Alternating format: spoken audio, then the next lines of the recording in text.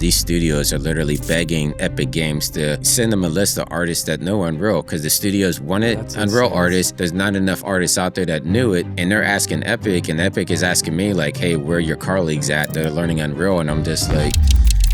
What do you think is the best way we can persuade people who are watching right now to just start? You might think that, 1,000 other artists are doing it, but 1,000 other artists are thinking about doing it. They're not doing it. Everybody's like, oh, everybody has that idea. Yes, everyone had that idea, but 0.01% are actually working on it. Where do I get a job? How can I find that job? So what are the areas that you think people should look at? People keep asking now, like, where are the jobs? And I say, they had an entire department that was all Unreal artists. Not After Effects, not Cinema, not Blender, Unreal Engine. The interesting thing about our industry is it literally works with every industry. Everything has a visual story to it. You can look around the room. It's like, oh, the TV, the light, everybody has a story. The real estate. Did you go and pitch every company that you're already doing business with? There's a lot of opportunities out there. You just have to go and fucking take it. Gentlemen, welcome to the Bad Decisions podcast. Let's do this. Absolutely, fellas. Okay, so Farhad, you got to do the intros because Jonathan has been here before. Not physically. Yeah, first time in person. Yes. We have so many records that we are breaking today. Yes. So we have Jonathan for the first time in person, and also the first guest was appearing for the third time. That's right. This is also our first podcast that we have two guests in person here in Vancouver. So it's going to be a special episode. So before we begin, how are you guys doing?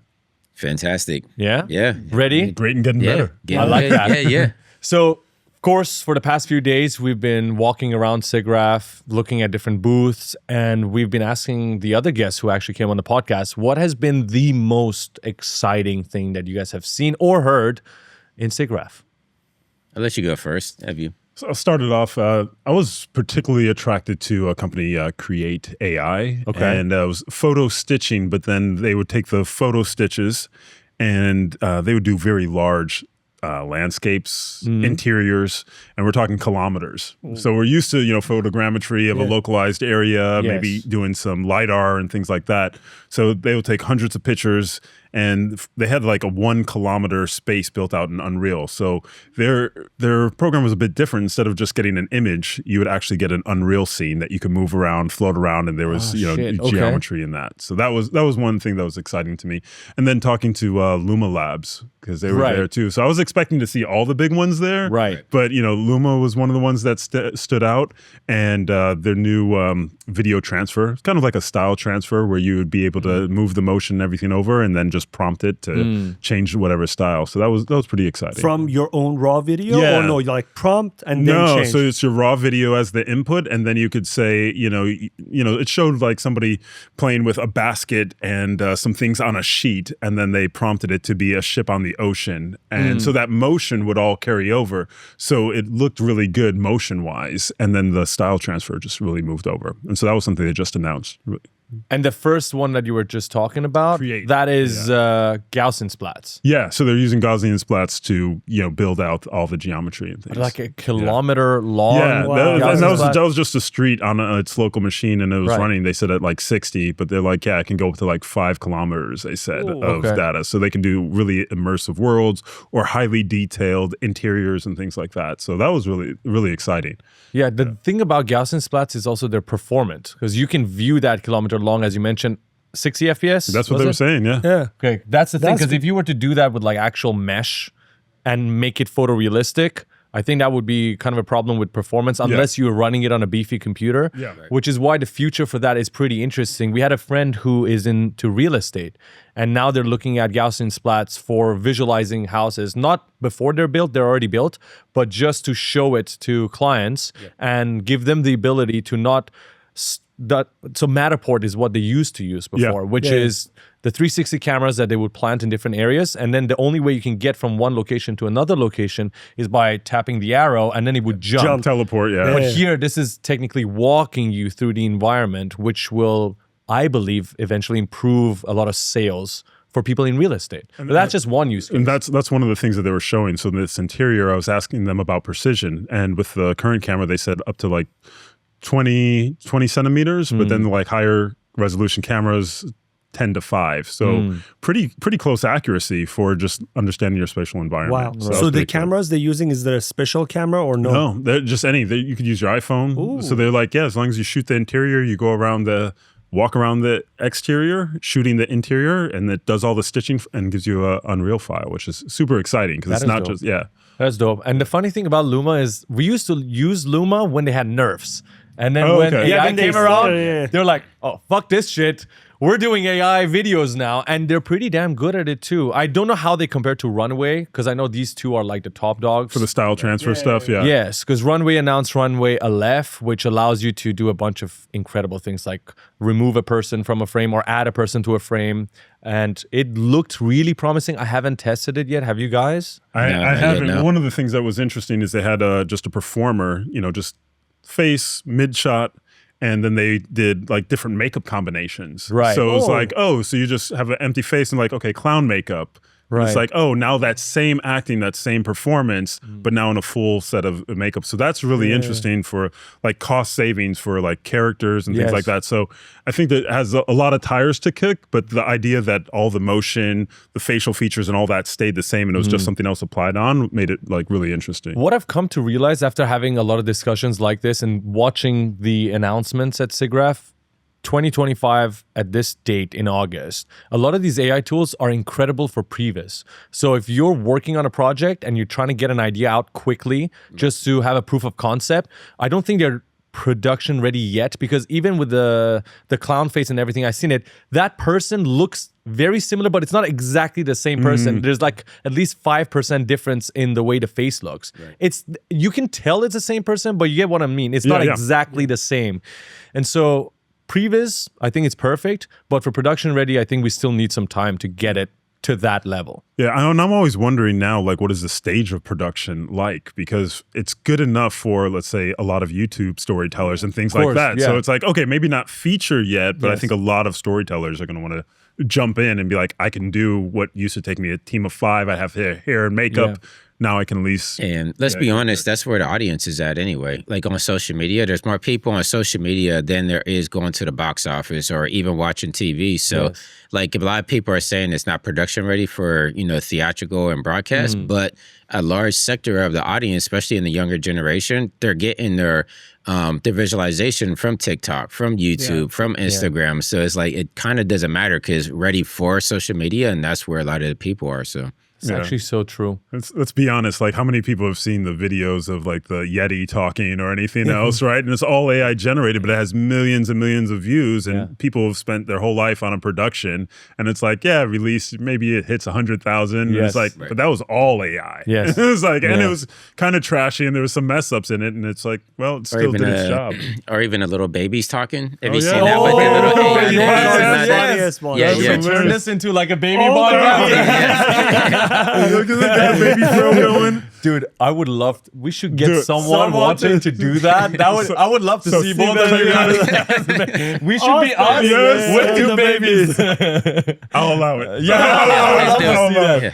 That, and then I saw recently a dog podcast as well. Did you guys not see that? I didn't see that one. I think Joe Rogan's podcast was the one they use. It's like a golden retriever and another dog. A German Shepherd, they're just sitting down and talking. It's not perfect, but it looks really damn funny. Enough. I think that's the interesting thing is the tools now, for us who've been in the industry and working on professional productions, we're always looking at pixel perfect. Yes. But the audience has changed. It's like pixel perfect is only good for the art directors and art snobs like us. Yes. That will critique everything. And but I mean, you have to think of it too. It's a whole different mentality because like we came up in a generation where, like Ninja Turtles, they're in rubber suits, right? So it's like we saw the progression. And it was great. But it's like we've seen the progression of cinema over the ages. Like we were hitting that pinnacle where everything was starting to look photoreal. But you have a younger generation now that doesn't have that same aspect. So it's just like they're seeing the AI stuff, and that's what they're first seeing. They're not seeing like the progression of like films used to look kind of grungy, but now they look good. Like their first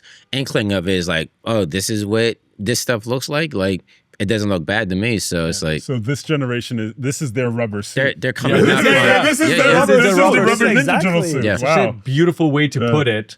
And I wonder what the progression will be for these guys. Because right now, as you mentioned, I think the perfect way to put it is they just care about entertainment. Exactly. Yeah. And if the idea of the video is good, if you can tell a good story, then I will watch it. Yeah, story and entertainment, I guess. But it's been getting that way for a while. Like, because I have 2 kids, right? And when they were younger, they were getting into Minecraft, which when I looked at Minecraft at first, like I grew up on like Doom and Wolfenstein and whatever. So those graphics were like really primitive.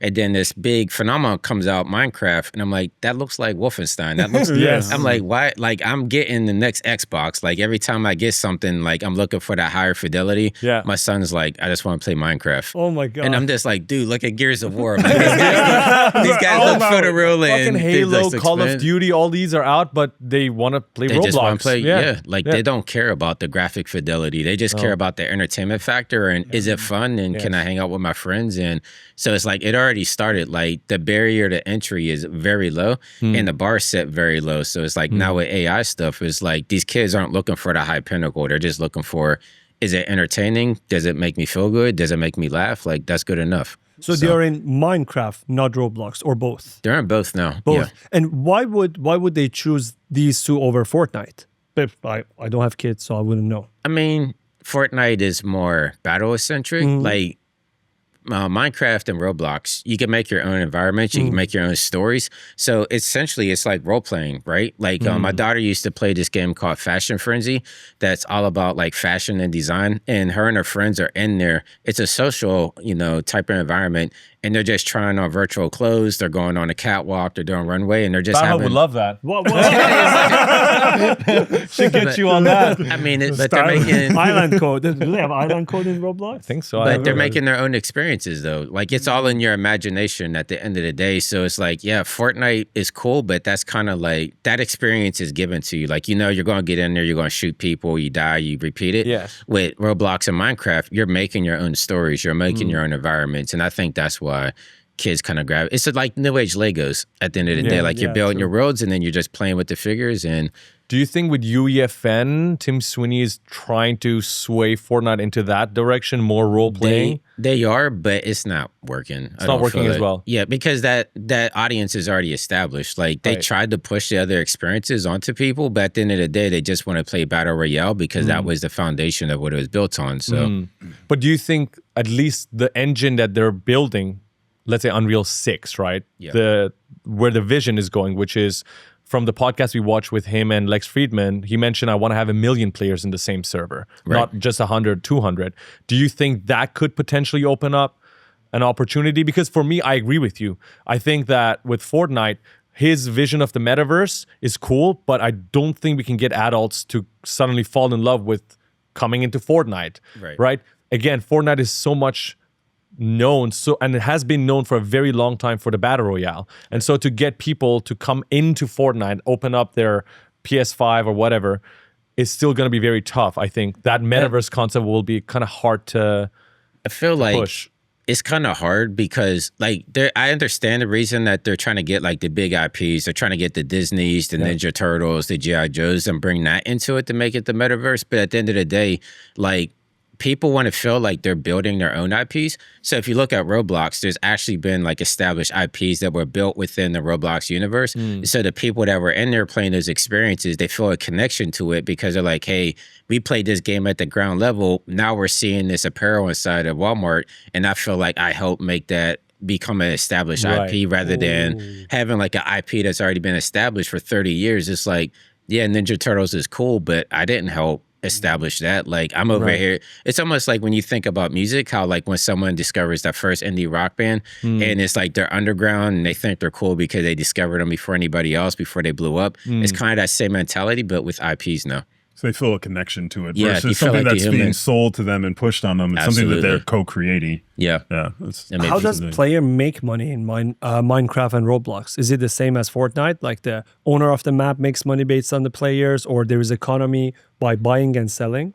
So I don't think Minecraft has that type of economy, but Roblox, I mean, you could sell your own apparel, you could sell stuff inside your worlds. Like it's almost like what UEFN is trying to do. Like Roblox have already been done that for the past 10 years. But, with UEFN, like if you get in a deal with like Adidas, you can't sell Adidas apparel in UEFN. In Roblox, you can. So, you can? Yeah, you can sell anything you want in there. So That's really cool. Yeah, it's like the Wild West. Like they, like, I'm honest, I'm surprised they haven't been sued yet because there's like so much copyright infringement in that ecosystem that it's just nuts. Like the stuff they get away with, but. That's actually pretty street cool. market. Yeah. Someone's coming, pack it up. Like, see me Thursday on Discord. Like, right. I did play Roblox though. When I was streaming, I used to. You are the one who liked the fashion game. No, I was just playing FPS. The only reason I played it, as I think your kids have experienced, is just the community was there. So when I wanted to stream, I wanted to play Call of Duty, but only 4 members of the audience wanted to play that. Right. Whereas if we turned on Roblox and invited, there would be like 35 people who would come into the same map because the barrier to entry was just far less. Just send an invitation. They could even join from their phones. So it was a lot easier, at least when I was streaming. So I understand that. Now, I want to talk about your SIGGRAPH experience. Yeah. So what was the coolest thing that you saw? Now getting to meet you guys. Oh my God. So much better. That was a much better answer. Oh my God. Oh my God. You're just... I'm crying. I like technology. So real talk. You're definitely turning into a baby. I move. No, so real talk. Like, I mean, I've been rocking with you guys wasn't real? for... Hold on. But no, I mean, we've known each other for several years now through the internet, right? And I mean, like, honestly, like, I wasn't even into TikTok, and I just discovered you guys through TikTok because you took my course on YouTube, and you made a video. Like, I couldn't even make my own stuff go viral. You guys made my video go viral, and I'm just like, what the hell is like hundreds of thousands of views and stuff like that? So, like, we didn't know each other before that, and I thought that was just cool that you guys gave me that platform, and it actually helped establish my course that I was trying to do for free on YouTube, because I can say it as much as I want, but when you have validation from people outside of your circle, being like, hey, check this guy out, like this guy's legit, that goes a long way. So first of all, thank you for saying that. We got to talk after this. So this is the funny thing.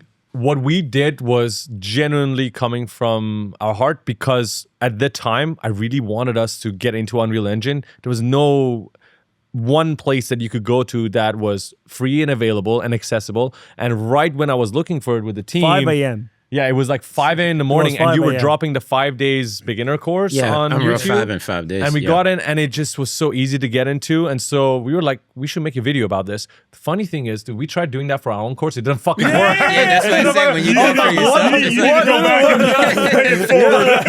yourself, Okay, so now when we were releasing our Star Wars series, the free tutorial on YouTube, I was like, Faraz, you did it for Winbush. Let's do the same thing. We did the same thing. Doesn't work. There's like thousands of videos. What the hell is going on? When you try to sell yourself, it's tough. Like, so it didn't work for us, man. That was a pain. But aside from meeting people, is there any new technologies that was interesting to you at SIGGRAPH? New technologies, no, because I mean, I do a lot of these conventions, right? So it's like I kind of see this stuff a lot already. So like when I do conventions, it's all about connection with people. So meeting people that I haven't ever met before, like even people in the YouTube comments and stuff like that, like they'll come up and say like, hey, thank you for your help. We watch your tutorials. And it's just always nice to get like that human connection with the audience out there, because as you guys know, you're literally talking to the wall. Like the camera's at the wall. You don't know who's reciprocating it on the back end. So just to kind of get that validation and that human connection, that goes a long way. So that's really why I do like these different conventions and stuff like that, just because I want to meet the community out there and, you know, make those connections and make friends along the way. So it's so true. That was my first SIGGRAPH this year. And I was telling Faraz that we should do all the convention from now on. It was so amazing meeting people for the first time. And I mean, we've been knowing people for years now, but we never met anyone. Right. And this is the first time that we are meeting everybody, and it feels really, really great. So from the next convention, we will be at every single one of them. I would love that, man. It's just such a different experience when you get to see people in the flesh than just seeing comments online. I mean, it's cool getting recognized, right? I mean, I was with you guys yesterday when that guy ran up to you guys. It was just like, oh my goodness, I watch all your videos, and he's taking selfies with you and stuff. And but I mean, that feels good, right? Like when people, it gives you validation of what you're doing is helping people out. And at the end of the day, like, I know a lot of people think we're becoming rich off of YouTube, which that's not the goal, right? Like making money is nice, but at the end of the day, we're trying to give back to the community and help others, progress in their careers. So it's always nice to see when people appreciate that. So for the last like 15 years, that's what I've been doing as far as building community. And for a long time, I think it's really unique, especially for what we do. So many people who sit on the box, they're creative, but they're in their, little cell. They're in their room, locked away, just hours and hours on the computer, looking at tutorials, finding, Winbush, finding you guys, and like getting inspired and going for it. But there's not a way for what I consider like the nerd family to get together. And these events, I've always seen them as like nerd family reunions. Yes. It's Such a good way to put it, yes. It's like, oh, Uncle Winbush. Yes. It's like, it feels that way because you spend so many, hours looking, learning, and then being able to share that positive energy back. This is the forum for it. So that was something that, throughout my career, I made it very intentional that when we get together, it's our chance for introverts to act like extroverts. Yes. Because we could have our own language. We're already connected on so many things, and it's very rare. And I think like Roblox and everything else, people are looking for that shared experience, and these events allow us to have that. Roblox. This is our Roblox. This is our Minecraft. Our fashion frenzy. No, but it helps a lot with motivation level too. You will see a lot of people in your industry, and when you're working online, you think you are on your own, and you will hear mostly bad news because usually the news headlines are, okay, this studio is shutting down.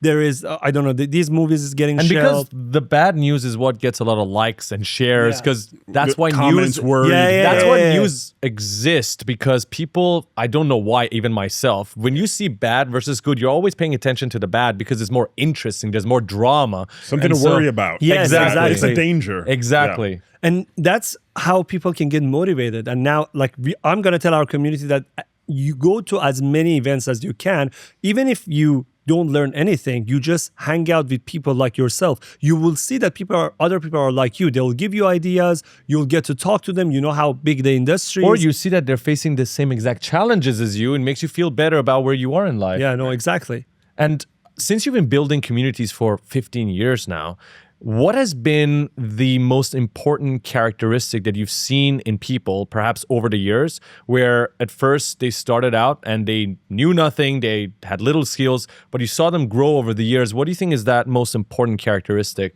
in the community? I would say just engagement with everything that they're doing. So if you're going to an event, it's like, you could stand on the sidelines or you could engage. And it's somebody, once again, this is our chance from an introvert to an extrovert. This is your chance to be an introvert from an extrovert. And you might have seen Winbush a lot and you're standing on the sidelines and you just don't engage.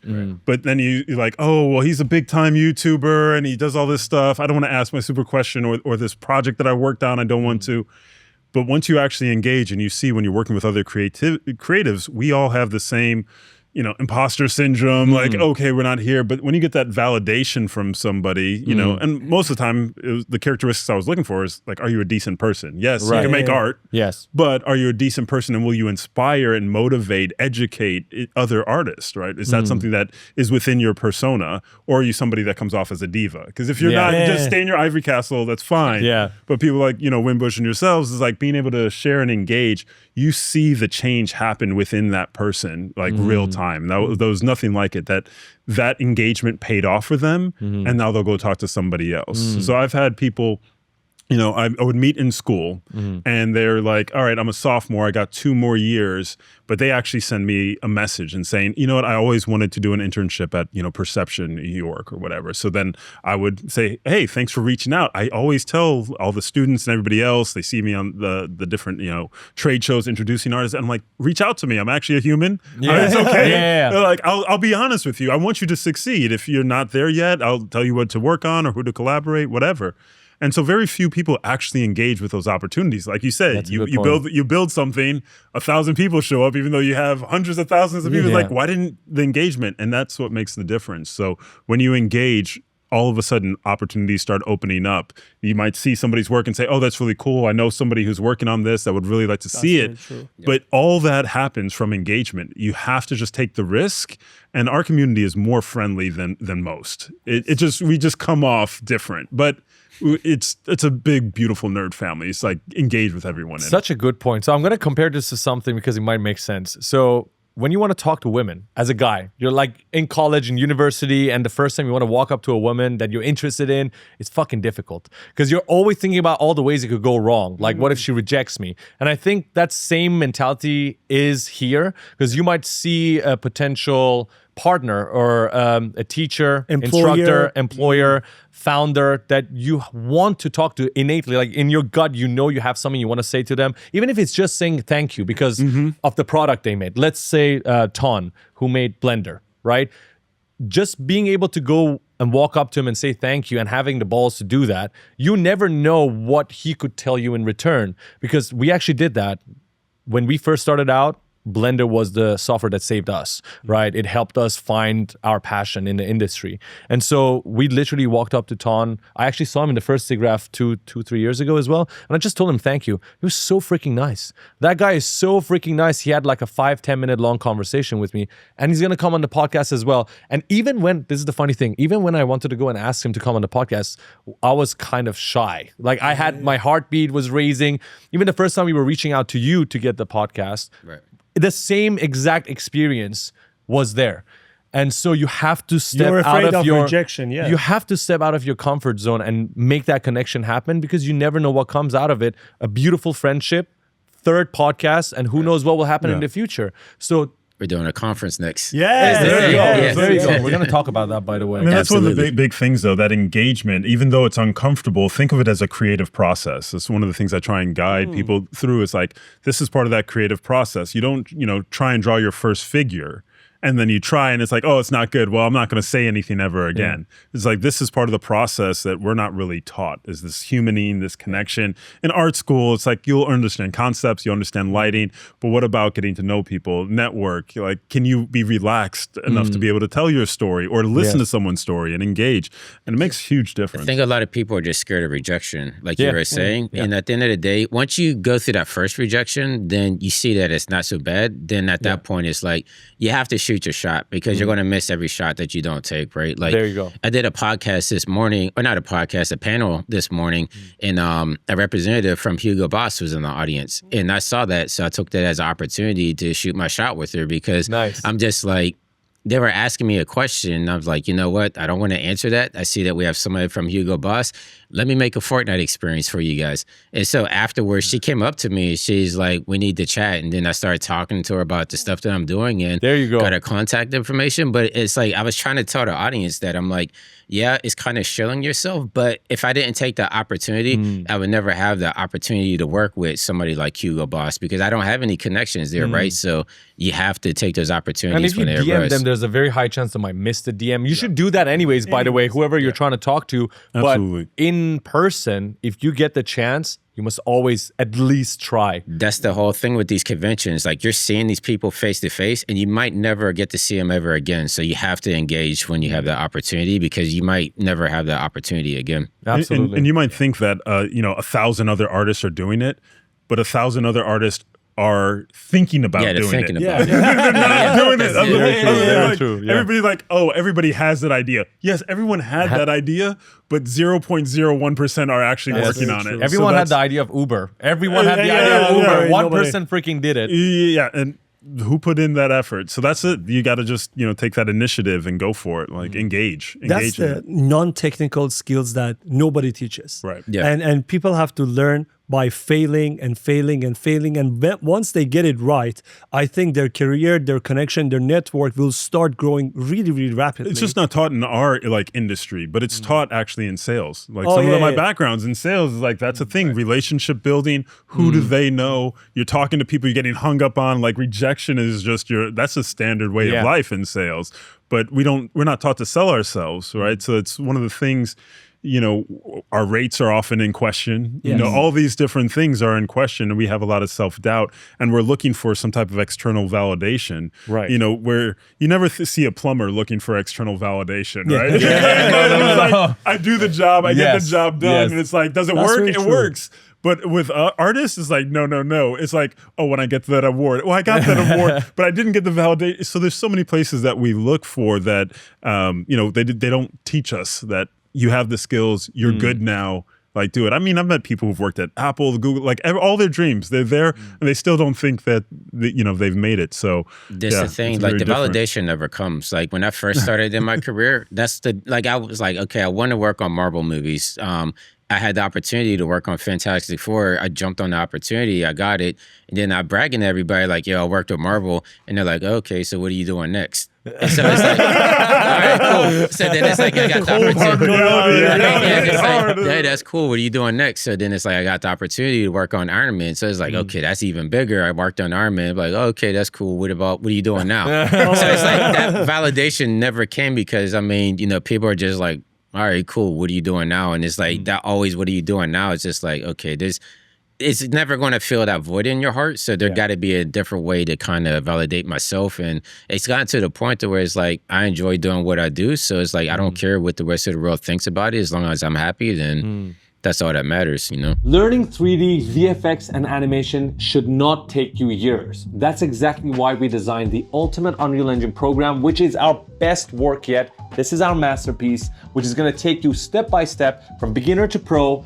in Unreal Engine in just 14 days. And by the end of it, you'll get to create a beautiful cinematic short film just like this. We'll take you step by step through pre-production, planning out your scenes, to setting up your environments using photorealistic assets really quickly. We will teach you modeling, texturing, and animation. We'll even teach you how to use metahumans to create beautiful digital characters that look real. We will teach you AI workflows to speed up your process. We'll teach you how to set up your lights so that your scenes look cinematic. We'll teach you how to use cameras inside Unreal Engine to set up beautiful shots, animate the cameras, not just digitally, but using virtual production techniques like using your phone to move the camera in the scene, which is super fun. We will teach you motion design tools so you can create an amazing title sequence at the end. We'll teach you simulations as well, like cloth, destruction, and particles. And you learn all of this in 14 days. And for those of you who are listening to this podcast, we have a very special price.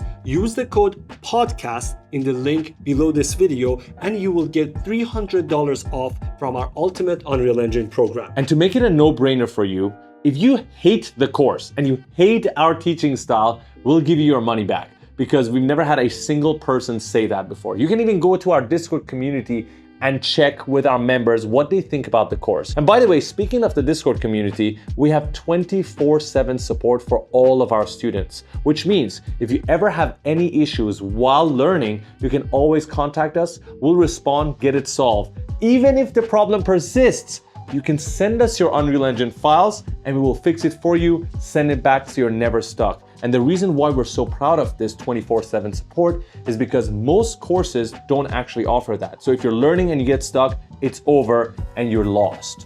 So, Farhad, click on the link below this video and use the code PODCAST. PODCAST, in case you didn't know.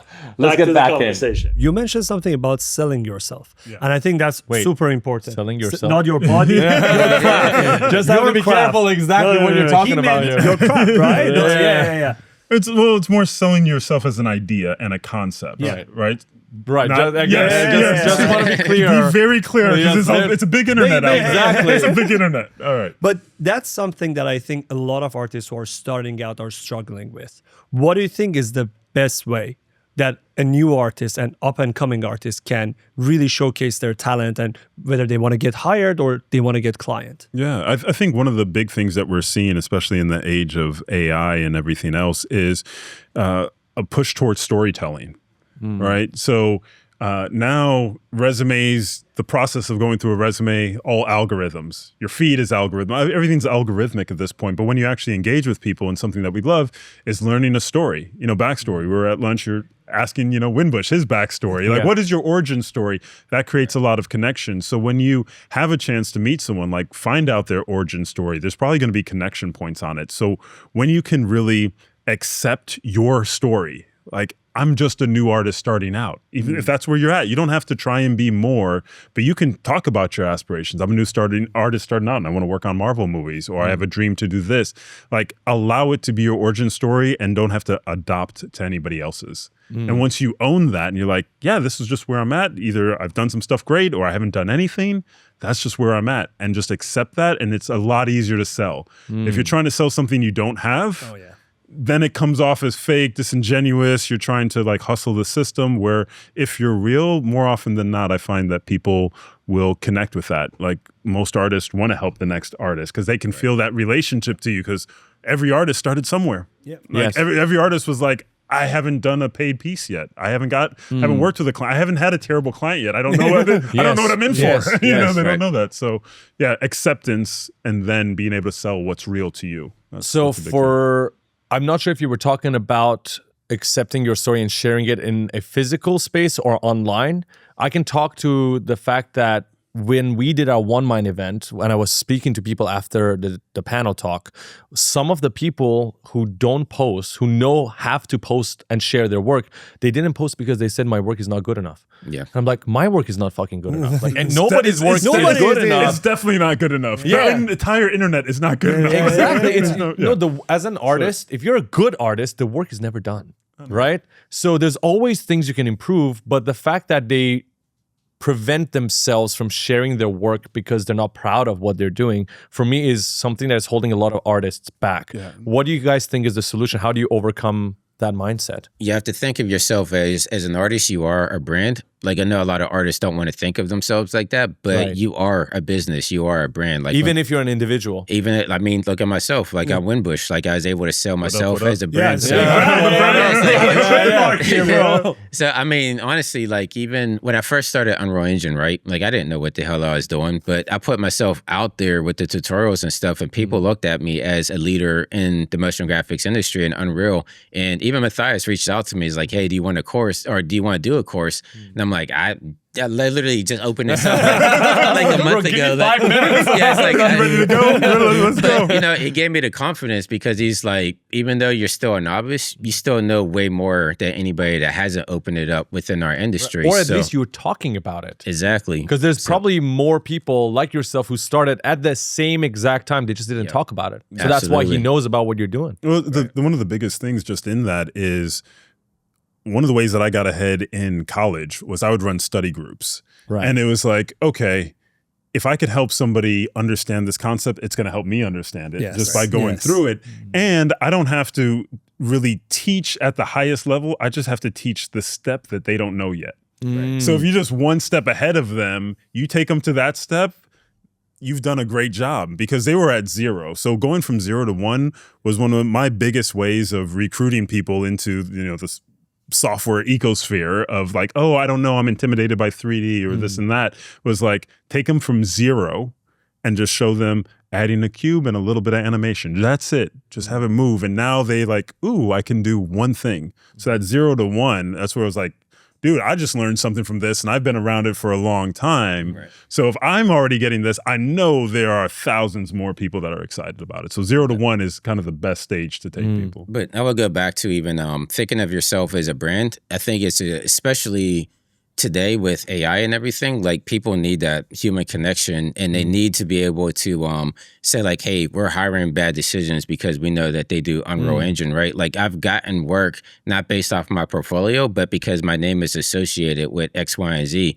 So when people are like, we need an Unreal artist, they'll be like, hire Winbush. Then it's like, they'll come to me and I'm like, oh, what project of mine did you like? Like, what do you want me to do? And they're just like, oh, we're just told that like you're one of the best to do this. So it's like, at a certain point, like, it's almost like your brand recognition exceeds yourself. And that's kind of where you want to be at. Like, you don't want to be that worker bee that's kind of like just under the radar, because you're only going to get to a certain part of your career. But if you want to take it to that next echelon, then you have to sell yourself. Like, I know it's hard because we're a lot of introverts, but like, I mean, that's just going to what it takes to get to that next level. Right. And I think we're building this on the premise that whoever's watching and listening to this moment is because they want to improve, right? They're watching and listening because they want to be in a better place in their life, career-wise. So I think it's a must for anybody to think of themselves as a brand, especially in an age with social media where everybody, even if you're not selling yourself or your art, even if it's just for your family, you're still portraying an image of yourself. Like, whatever story you're uploading today is showing to your mom, to your dad, to your cousins, to your friends who you are as a person, and you curate that. So everyone's already doing that to some extent. My problem is, why don't you fucking do it for your work? Right? You're already uploading your coffee, your workouts, but you don't do the same thing for your work, which is far more important than the freaking coffee. Yeah, I think that's one of the unique things about artists. Whenever I get into discussions about imposter syndrome, like I said, the electrician, the doctor, the plumber, right? The plumber, they get a validation that I did a job and it's complete and I know how to, you know, find the right tools and to solve this problem.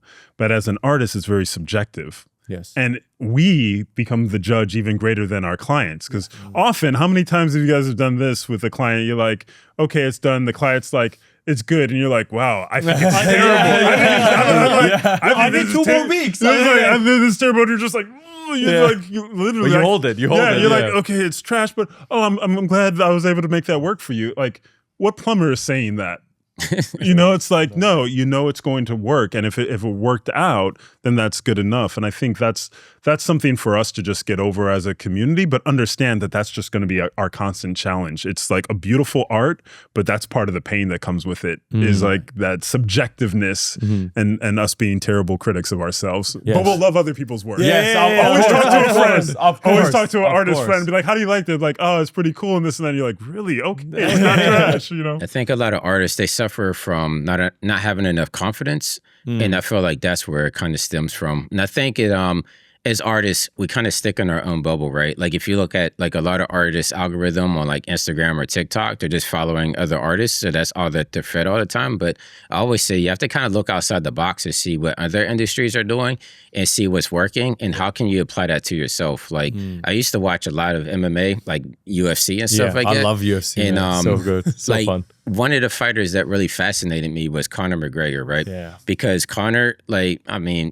he's not the best fighter. Like, I don't care what nobody Greatest says. marketing. He's the greatest marketing. That's exactly where I learned from. Style, So, right? The way that he talked. And, because as he was show. coming up, he was selling himself, and that's where I get like, keep yourself as a brand. Like, he was built in that McGregor brand, because all the other fighters that were better than him is like, who is this guy talking all this shit? Like, he has 1-2 fights and he's still saying he's the best and blah blah, but people are paying attention to him, and it got to the point where Conor is making $1 million per fight, not even with that title at all.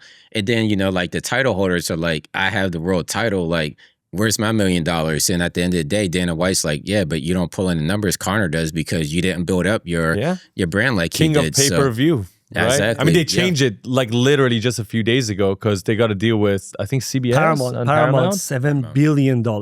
Yeah. The UFC will go to Paramount for $7 billion. So no more pay-per-view. But still, I think the fighters will get the most amount of money who get the most amount of view. And it's so funny because what Jonathan was saying is so true. Everybody after Conor is now trying to use that same blueprint to get fame so that they can make more money on the same fights that they would otherwise not make as much money on. And that applies to artists as well, the same exact way. It's so true what you're saying. And I love Conor for that specific reason. Yeah, again, because Khabib came and shut down everything. He literally So shut the whole business down. But up until that point. No, but still, after that, he still shit talks. But the brand is still the brand. The brand is the brand. No, but check this out. Like, that's the Conor brand, though. So even though, like, you know, he lost the title, it was hard for him to come back.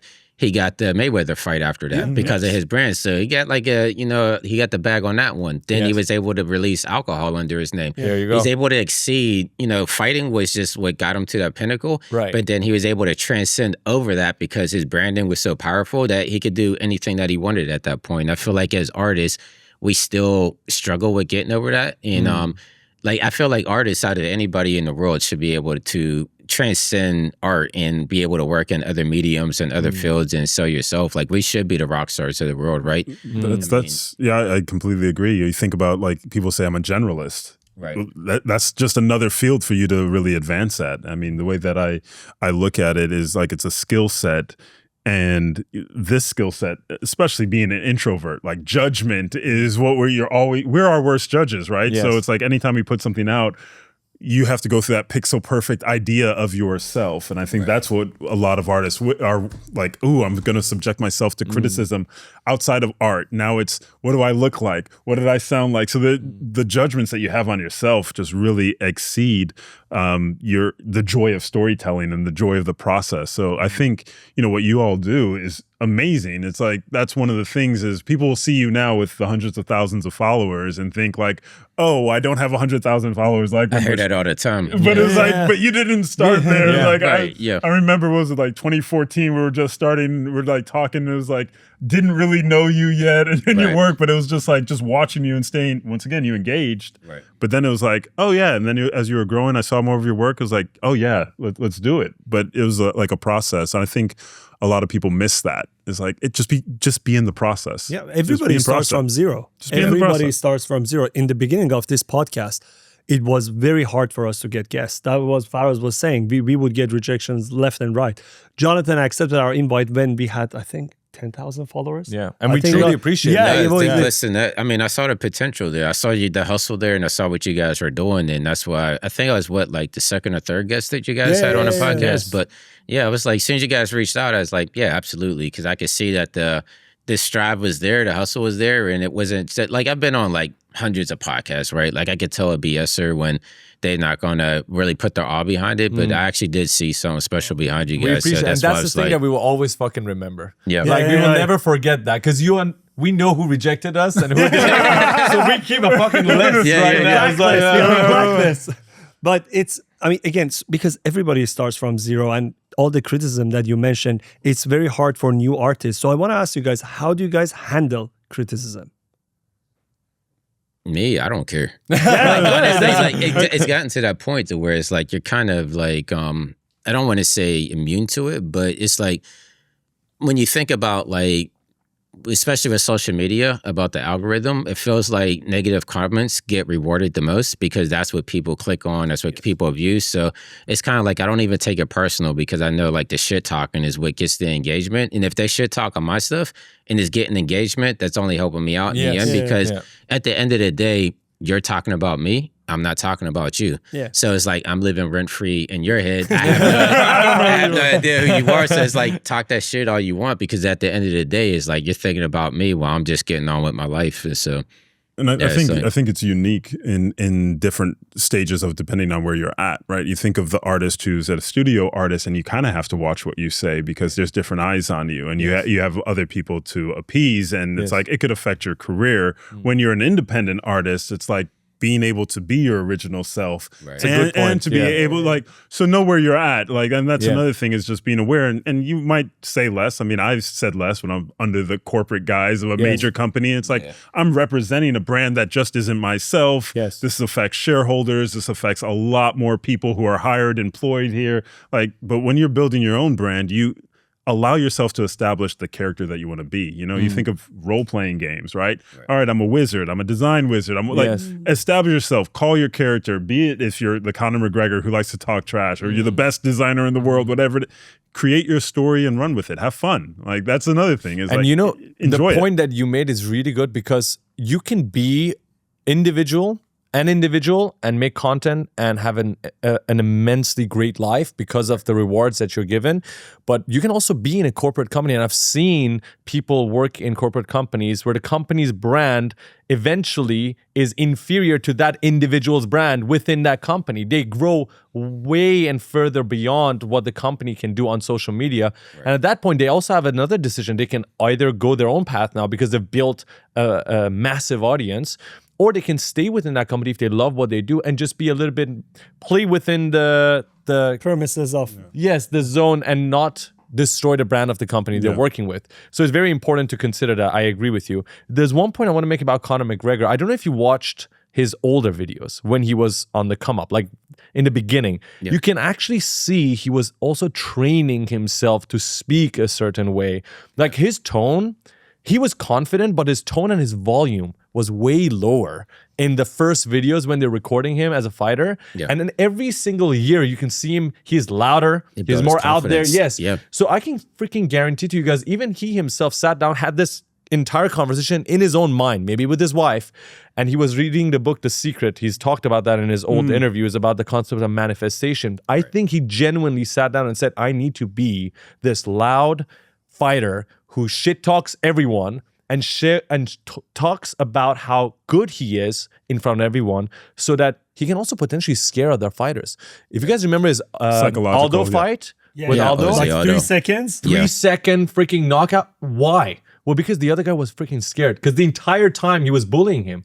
So I'm not saying we should do that as artists, by the way. This is how you get your next job. What I'm saying, go to the job interview. You're nothing. You're nobody. I'm going to take over the company.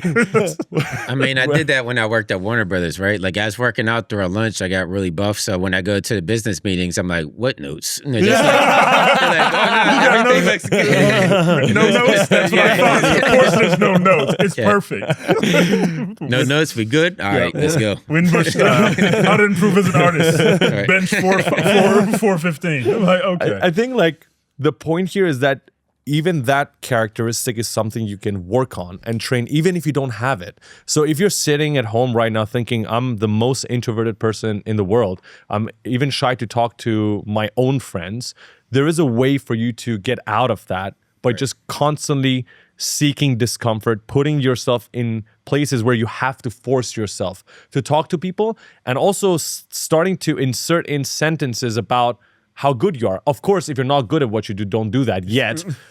I think the premise of this is you're gonna constantly work on your craft. Because Conor was also getting good at the same time. He wasn't a bad fighter. He was maybe not the best. But he pushed himself not just by working on his craft, but also figuring out how we can he was cocky. I'm not saying be cocky, but you kind of have to be so confident in yourself that other people can read that from your energy. I think one of the big things is, understanding confidence, right? Confidence usually comes from competence. There you go. Right? So that's kind of the root of building confidence. And you only get that competence after trial and failing and doing it the wrong way. It's like the fighters in the ring, lose so many times in practice, so then they don't lose in the match, right? And so you don't see all the behind the scenes. You just see the big fights. And that's what a lot of, I think, artists think about is like, oh, when I put something on social media, that's a big fight. They don't understand that that's the practice. Right? They don't understand that. And I think one of the big things is understanding the skills and the soft skills that we need to learn as people, especially in this attention-based economy, because we're not just in this financial economy anymore, and you guys are prime examples of it. As your attention grows and, where attention goes, energy flows is the term. So even, like you're saying, Conor would have those conversations with himself. He's moving more of his attention on being that superstar, not like, why am I losing? No. I am the superstar. So you're thinking about that. Or I'm getting that job with, Marvel or Hugo Boss or whoever it's going to be is like, no, I'm focusing on that. And that's where my attention is. And then everything else builds. So in the attention-based economy, storytelling, speaking is a really big thing. Like, I don't know if you know Vin. He teaches speaking. So he's an Australian. Yeah, I know what you're talking about. He works with I think Christo and stuff like that too.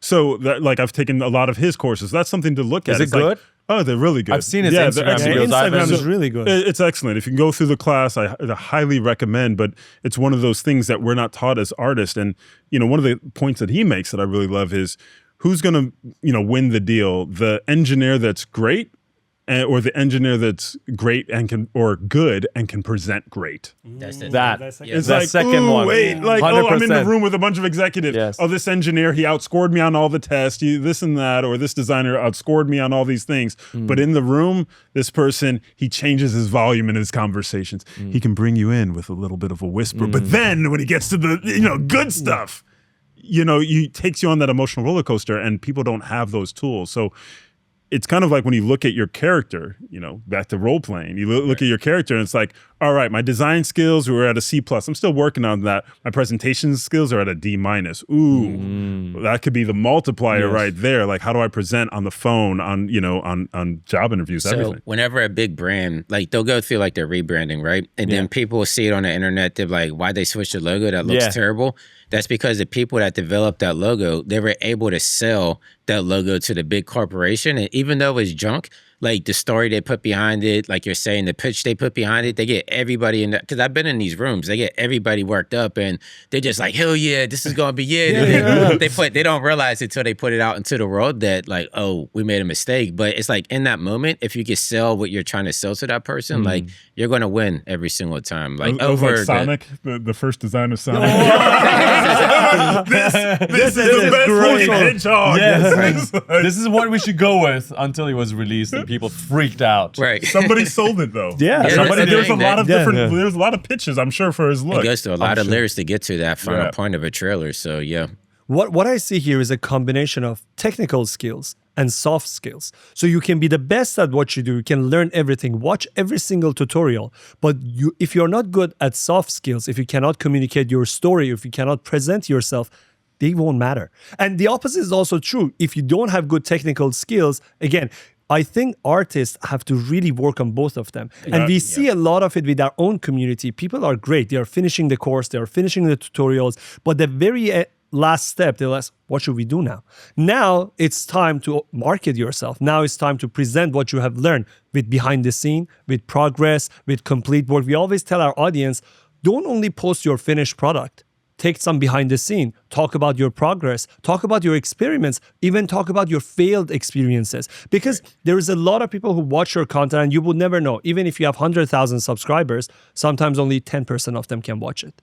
Or you will reach someone who is not even your follower. Maybe your experiment is someone's idea who wants to hire you next. So you should really, really focus on the non-technical skills too in order to grow as an artist. Yeah, that's really important today too, because I even see 3D people uploading their stuff and everybody thinks everything's AI. So being able to show that progress of what you're building, it shows that there's still like a human element to it. So now it's more important than ever to do that BTS that you're talking about and really explaining the story, because everybody just thinks everything's AI. So that was one of the main reasons why I would choose the artist that I would choose, is I would catch any behind the scenes, and if somebody could talk about process, I knew, I was like, you know what, they're confident to talk about the process, even if it's a basic process, and other artists would listen to that. And it built immediate trust with them. It's like, oh, I'm not hiding anything. I'm not trying to just, hoard all the gold for myself. It's like, oh, here's a little nugget. Here's how I did this. And I shared it. And that just created a lot of trust, And I think one of the, pioneers of that was like Andrew Kramer and Grayscale Gorilla. Every single person we talked to, that creates like the origin story. That was literally one of my, idols, like getting into this. I was like, oh, you're sharing information, inspiring artists. You inspired me. I was able to do things that I never could do before, I thought I couldn't do. He took me from 0 to 1, and then how many other people follow suit from that? It's like we learned how to teach each other and support each other creatively. And it was always the process. It was like, yeah, the end effect was kind of cool, but going through the process together and, oh, this is how you're solving the problem, and this is how your approach to lighting or anything. It was, See, my first time seeing Andrew in person, it was, there used to be this meetup in LA called DMA LA way back in the day. And so I was first getting started out. Of course, I knew Andrew from Video Copilot Online, but he was actually speaking at this event. And this was the first time I ever seen a motion graphics artist be treated like a rock star. When he came down and people are just trying to shake his hand and they're taking, pictures with him and stuff like that. And I was like, who the hell? Like you don't think of like artists as like that. I'm like, what? Like this guy thinks he's P. Diddy or something? Like, definitely not. He's a good person. Okay, I'll take that back. Oh my God. I've hung You out just got demonetized. Oh my God. I'm trying to get you engagement. You gotta take that clip right Engagement there. with the CIA or something? Like, what are we talking about? So you take that clip Can we right just there. use another example? Any other celebrity. Anybody else, literally. He said, I told you that the algorithm, they reward negative conversations. More drama. But no, okay, so I'll say Tom Cruise. Thank you. They think that he's like Tom Cruise, right? And he's walking around and people are taking pictures and they're fanning out about him. And I'm like, he does After Effects like I do. So what is making Andrew different than what I'm doing? And there's like, I was just at worker bee, but Andrew was actually not scared to put his face out there. And I actually learned a lot about that. Like, he's not only sharing knowledge, but he's sharing his personality. He's letting people know there's a human behind this, and he's sharing his trials and tribulations, and that actually goes a long way. So that kind of gave me the confidence, even though I didn't do it till years later. But just that always stuck in the back of my head, like, this guy does motion graphics like I do, but it felt like he was on like another atmosphere, just like the way people approached him and treated him, and even the type of projects that he got. Like he was working with Bad Robot and stuff like that. Like directors were seeking Andrew out like personally because they saw his stuff online, and I'm out here like cold calling and cold emailing people like, please let me work on your project. Meanwhile, people are hitting Andrew up like, can you work with us? So I'm like, how do I get to that spot where people are reaching out to me, asking me to work on the projects instead of me reaching out to them? So I think one of the big things was, you know, we saw it kind of first with him and then Nick shortly after, you know, Grayscale it was that one thing I was talking about, being able to present yourself, because it was different. It wasn't just, you know, there were people who had tutorials out there and that would just walk you through it, but edutainment is now where it's at, right? You have the entertainment factor, being able to speak and present. And you can go back to, you know, stuff a long time ago and it'd be like little quips and everything else that you would watch and learn and be entertained in it.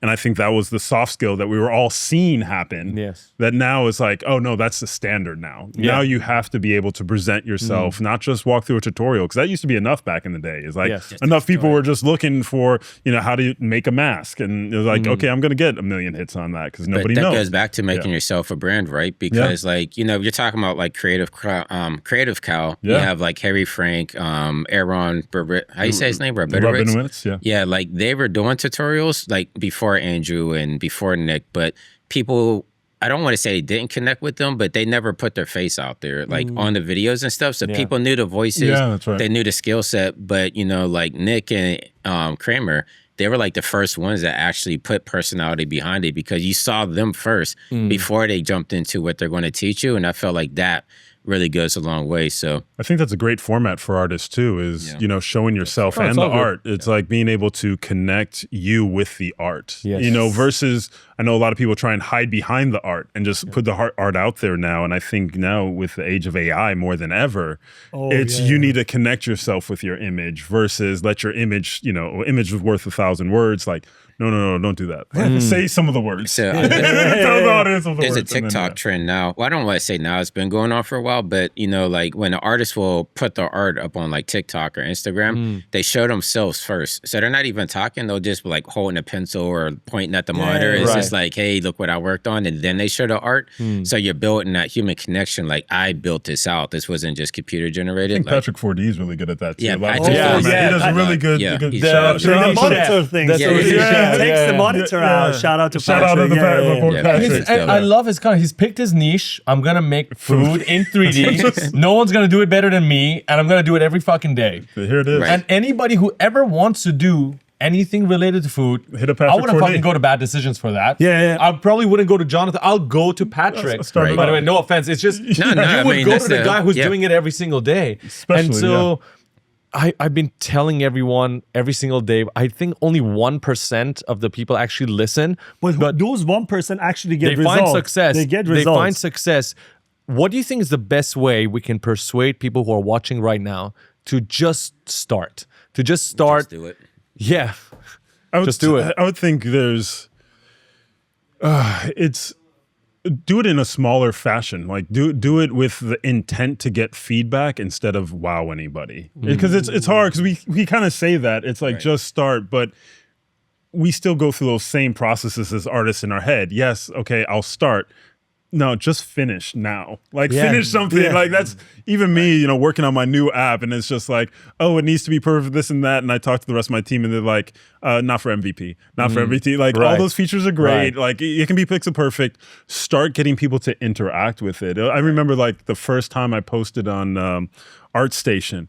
And boy, I was like sweating. I was sweating because it was like, oh, well, Instagram is nice, and I got a couple hundred likes and this and that. But I'm like, ArtStation, I'm going to get 0 likes. Yes. Everyone's going to call me a fraud. I'm going to have to shut down my account by end of day. And I found it was like for every like I saw on ArtStation, I considered it like 100 or 1,000 likes on Instagram. Yes. I was like, it's not my friends or anybody else. These are artists that are critiqued. And I found like, oh, there were some interesting people that actually just liked my art or would comment on it. And all of a sudden, once again, it was a smaller niche instead of just like, here's the whole thing, but it was done enough to get it out there that I was like, you know what, this is okay. I have enough validation because there's like 3 or 4 artists that I'm like, I really actually, like their work. So if this is good enough to engage with, so I think you have to start, I think you have to finish somewhere where they say start somewhere. You have to determine like what's a finish line for you to cross and start crossing more finish lines. Like, oh, did I post? That's a finish line. You put it really well, like an MVP for a product, the minimum viable product. If you can do that for your personal brand, so you don't think of a big idea like I'm going to have 10,000 subscribers. You just say, I just want to post 1 video. See how it does, like 2 videos, 3 videos, and just get the ball rolling. Get the cadence. The first time you'll see a success, and that could mean different things for different people, but I assume when you've never uploaded anything, the first time you get like 100 views and 2 comments, you do that one time, it's such a good dopamine rush. And I'm not saying it in a way that it should. Don't do that. No, I'm gonna start right now. No. It's like, I feel like when you find that little success first, it will feel so good. I know you shouldn't be depending on the comments and the views, but it's just the validation that artists look for. And when you first get it, that can get the ball rolling. So you just have to keep going. Just, as you said, finish and get it done. If you're enjoying this conversation, we just wanted to remind you that we come back to you every single Tuesday with another episode of the Bad Decisions podcast. It will be available on YouTube, Spotify, and Apple Podcasts. Now back to the conversation. I want to talk about one thing that I believe is going to bring a lot of value. You guys have been in the industry for a long time. You guys have worked on multiple different projects, met so many artists, and have worked on things that have succeeded and failed. I want to talk about the failures. What has been the biggest, most memorable failure in your creative career that you learned a great lesson from? I'll let you start. I'm gonna go ahead and pause. Which one? Anyone. Yeah, I'm trying to think because my first failure was when I tried to move I'm originally from the East Coast, right? Pittsburgh, Pennsylvania. And right out of college, I had, I thought I had a job working as a junior at a studio. Like I sent my demo reel out to everybody in the West Coast. I finally got a hit. They're like, we love your work. Can you come work at our studio? And I didn't do any type of research into the studio. I was just so excited to get that job that I jumped in my car, drove cross country. And the morning that I was supposed to start at that job, the facility, I guess, went out of business over that weekend because I didn't realize in LA, like everybody just sits at their motion graphic studio, right? You get like 2 artists together and they're just like, oh, Jim Jom Studios or whatever. And, next thing you know, they're trying to bring on freelancers and artists and it doesn't work out and they just, they crumble. So my very first job in LA, I didn't even get to work 1 minute in it. And I'm outside the studio, like knocking on the door.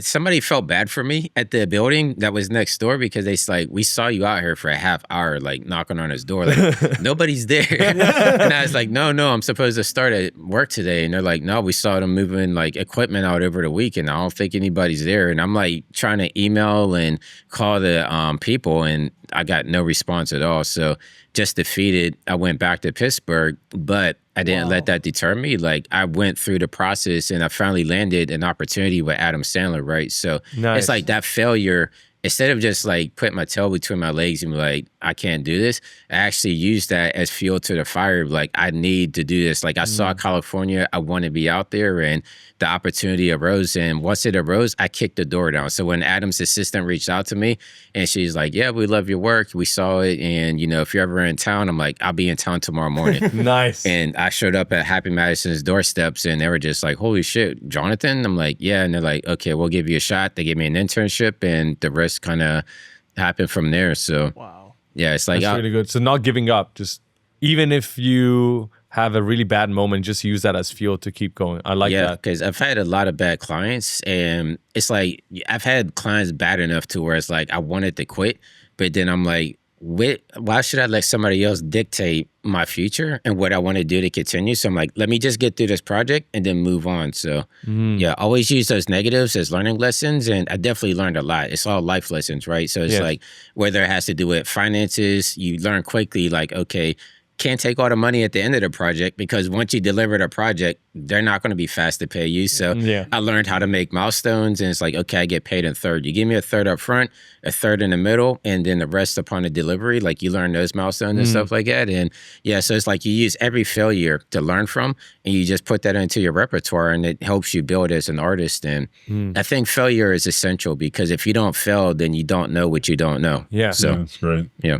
I think that's the term I love, is like fail faster. Yes. It means you're doing more. Yes. You're taking more shots. Yeah, for mine wasn't as happy of a story, but it did work out. And I take a look at like one of my artistic failures. It's funny because I try and, like, in my mind, I don't look at things as failures. I immediately go to the learning lesson, but that's from reading a lot of books and doing a lot of personal work, you know. But it was I'm gonna say a 3-letter word, if that's okay. Out here, and it was NFT.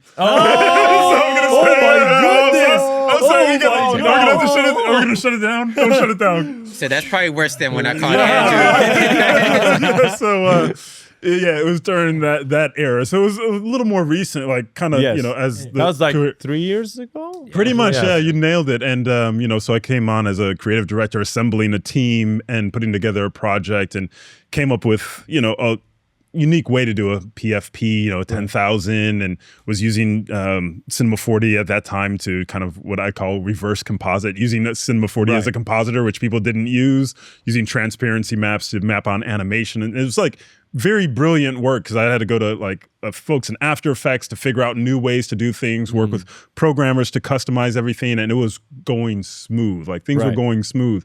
And then the company was paid in ETH, and the project was funded in ETH, and then like overnight lost like half its budget, and I already had people committed, and we were already about 80% of the way there. That's because ETH went down? So they took a huge hit, and then so everybody's barreling for money. You know, the fund that was backing them is like pulling out, and they were like right at the finish line, but everything, NFT market's tanking, everything's taking. And at that point I was just like, look, just get my artist paid, I'll get hit on this.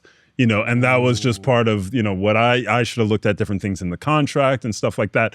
Was very proud visually, like the other people I was showing, everything was great, but that kind of like bad business didn't, you know, sucked. After that, got on one more NFT project, and it was paying like 2 or 3 times this one. And we did the right thing. We got 50% up front. Right. And then NFTs just pretty much, you know, Died. it was a kill shot after that. And then they just like axed the project as we were just giving them like drafts. And they're like, that's the project. You guys just keep your funds. That's it. So it's like kind of break even. A year later from a different project. But I was like, okay.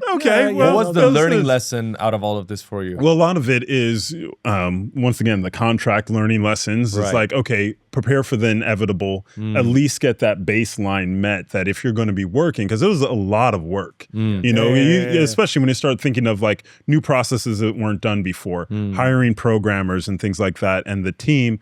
And I would say also from that, nobody on my team, I didn't burn anyone on that team. And I was able to work with them again, because once again, I prioritized their payment first. And they knew that like, okay, here's somebody with integrity. Like if you don't have to, like if it's choosing you, if you're a leader of a project, like take the hit. Don't pass it down. It's going to pay off. You're going to learn a lot of Karma's trust and integrity. gonna come and bite you. Oh man, like those bridges, like I have friendships and people that I can trust that I call, they'll pick up the phone if I want to work on a project, I'll work, because integrity goes a long way, and it's hard to find in corporate America, but you can find it with people. Yeah, you know, I can trust. I feel like I can call any of you. And it's like I can trust you, but just calling up a big corporation, I'm like, no, well, we have policies, and we're not going to do that, and this and that.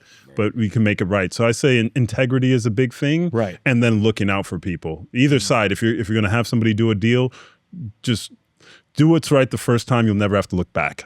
You know, so that's another big quote I like. No, so. I love it, because I think every failure, everything that we think we failed, actually, if you look back, we don't want that to go away. We want that to be there, because if the failure goes away, the lesson will go away too. And you have no idea, those lessons in the future, they're going to pay off 10 times more. So you rather lose at that point of time, because you're going to make so much more, whether money-wise or even in your career, when you're growing your career. So I think it's very important to fail fast. Do things, fail fast. If you failed, don't sit down and cry about it. Just go and do things and try to get better at it. And that way you can grow like immensely. Yeah, and I think one of the big worries around like the failure is now, since we're on this world stage of the internet, it's like, oh, if I fail, that's going to be it. I will, you know, everybody will blacklist me. Cancel culture is going to cancel me. I'm going to be that artist that makes trashy stuff. They're going to be labeled that. I have to shut down all my accounts and go into hiding. And like, there's a lot of psychological pressure, I think, on people in this day and age. But I think if you're in your lane, and your lane is art and things like that, and you're not diving into politics and all the hot buttons and stuff, like maybe that's your thing. If you want to dive into it, like you want to go into it, jump on X, like you go jump onto it, like go for it, and you'll get a lot of attention. But if you're in your lane doing things that you love and you're putting a lot of energy into it, that's going to pay off. Like I see that's something that pays off versus, you know, always worried about the canceling. Because I think that's the thing. We didn't see that before. Before, if you kind of failed in one area, you can kind of go pitch yourself in another area. It's like, oh, I was doing used car commercials and no one liked those, but now I'm doing, you know, something else. I don't think you can be canceled though if you don't care. Yeah, that's the thing. Like, I mean, look at own it, or if you own it. I mean, look at Beeple. So when Beeple made the $69 million, they tried to cancel him on Twitter. I don't know if you noticed that, but they went deep into his history. Oh, like, I remember. Beeple's a bigot, Beeple's racist, or was whatever. Like in his first 100 days or something. They found like number 7 or 9. But I mean, it's like, it didn't faze him. He's just like, it is what it is. He was rich then, though. He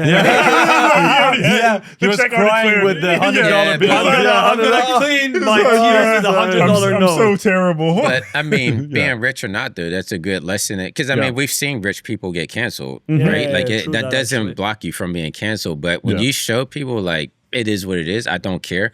Then they move on to the next person because they know that they got another person right after you. So it's like once they see that they can't phase you and they can't hurt you, then it's like, well, I'm not going to put all my energy into this person that doesn't seem to care. I'm going to put it into the person that I can actually affect. So he doesn't flinch. He doesn't flinch. I mean, I've noticed it in myself. Like people leave negative comments, and I'll give it a heart. I'm just like, pin this one. I'm just like, appreciate the comment. And they're like, oh, you idiot! Like I'm not complimenting you, and it's like you're actually I'm gonna go ahead and like that one. Helping my video go to the people that follow you or you follow, because as you're commenting on my video that you don't like and you despise, you're more helping me out than hurting me. So it's just like, I also think some of the failures are fabricated in our head. I'll give it the example of when we want to post video. We created something, we made something, we look at it right before we upload, and we think with each other, it's shit, it's not gonna work. Has to be shit. We post it, it's the best video we've ever made. And on the opposite side, one video we worked so hard on it, weeks, we post it doesn't work. Sometimes the failure and thinking that, oh, this might work, this might not work, is just fabricated in our head. So for us, it's just post everything that you make, just share everything that you do. Audience will decide what they like and what they don't like. That is such a good point. And it's funny because I see that in other areas. Like I did some theater in college. And I remember going through stuff in our practice and our rehearsals. And there were certain parts, like some of the staff,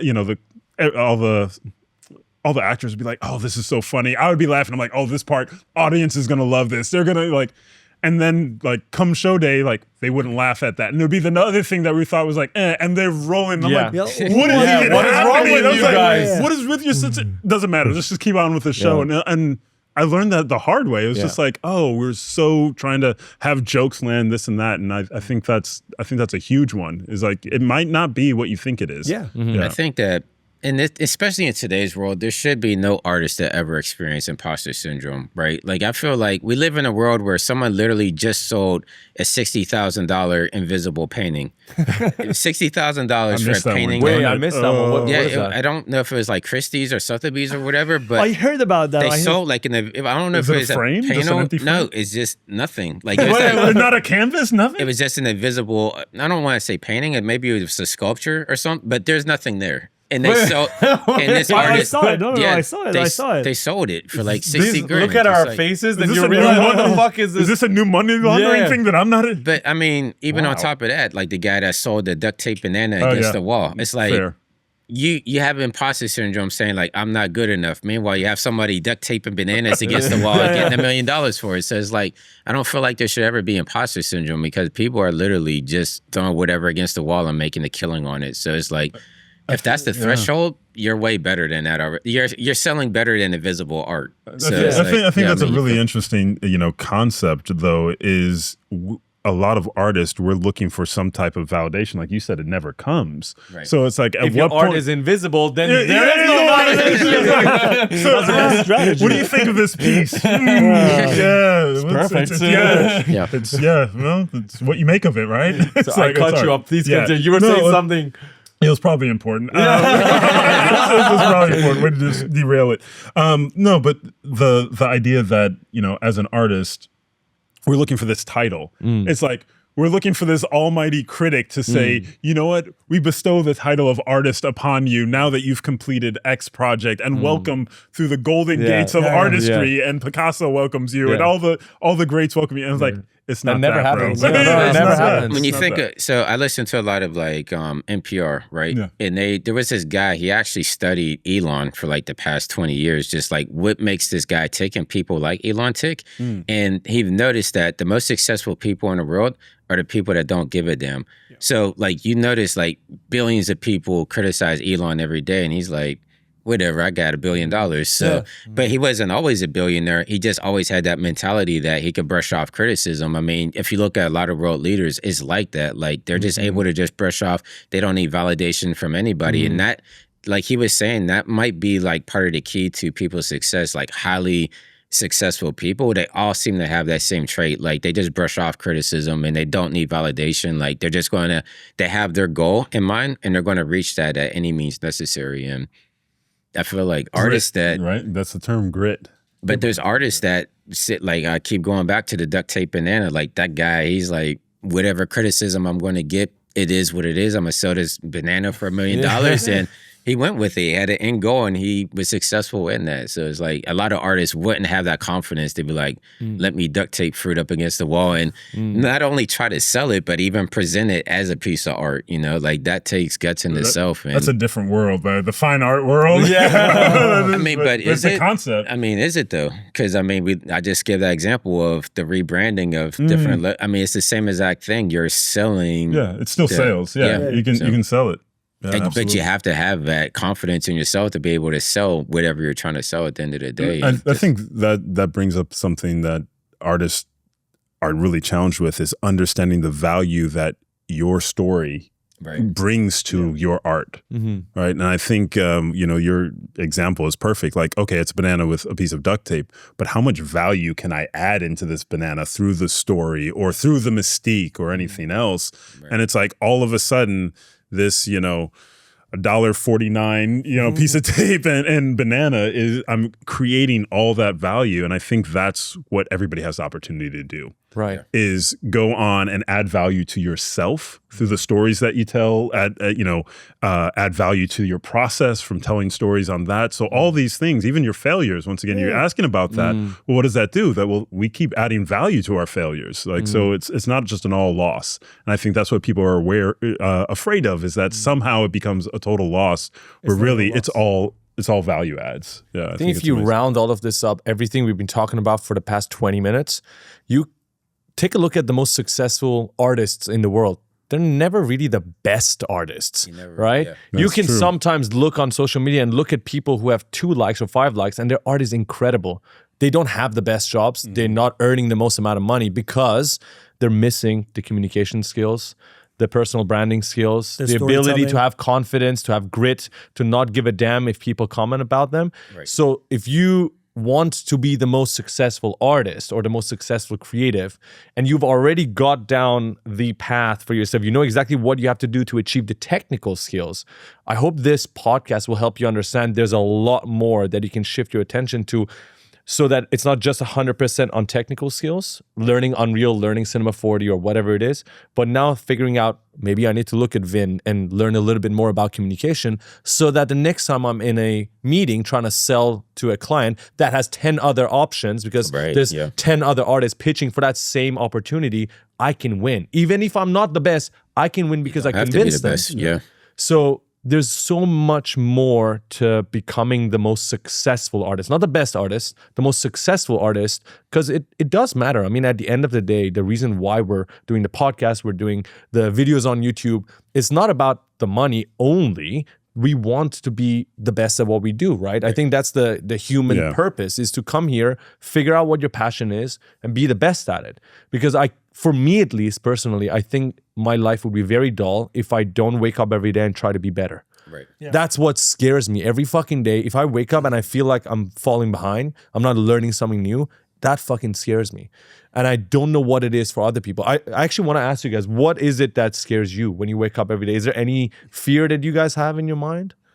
Yeah, I say retirement, because it's like I'm always used to just always working and always trying to improve myself. Like I don't think I'll ever retire, to be honest. You don't like, have to. I can't. We can't. If we, I think, retire, that would be the end of my life. That's death for me. Yeah. And it's not even like It's a living death. Yeah, exactly. Like I feel like I always need to be contributing in some way or matter. So even if I'm not doing like motion graphics for clients or whatever, like I would still continue to do like tutorials. And even in my like 80s, like I'll be just up there like, crippling around. But it's just like my grandfather always said, like as soon as you stop, that's when you start to decease. Yes. So you got to keep moving. Your mentality is what keeps you young, is what keeps you alive. So it's like I never want to get into that state of contempt, because I feel like when you're contempt, that's when you want to retire to kind of like, what do they say? Like have the benefits of the fruits of your labor. But I'm just like, you can still benefit, but also keep moving. Like you never want to be satisfied. You want to always keep being hungry and keep moving. The best times of my life have been the most challenging times. If I look back, like I remember the parties, the fun I had with my friends.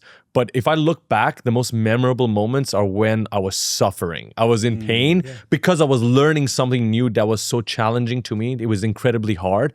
Right. I love those moments. That's what I want to have more of in the future, because I know it makes me a better person. It makes me who I am today. So the bonds also between team members are stronger when they go through a challenge together. Absolutely. So you see the team. So we made the course together with our team, everybody in Dubai. That last 1 week that nobody slept, those are the time that I think, Ricardo can say if I'm saying it right or no, we got more. I don't like you anymore. I don't like anybody. We got even more connected. We got even more connected together. And right after we finished, and we went on a trip, and I was telling Faraz, like, something is missing. We don't have that many challenges anymore. Let's do something. Let's figure out something that we can do together again. Yeah.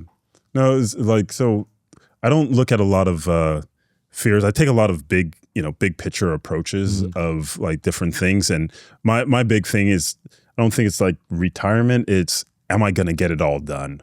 That's one of my things. Wait, but that's a hard question. What do you mean all? Right. Exactly. What is right? all, Yeah, bro? exactly. All is like a really loaded word. No, so it's like all the ideas that I have in my ranking of what's going to make the biggest impact.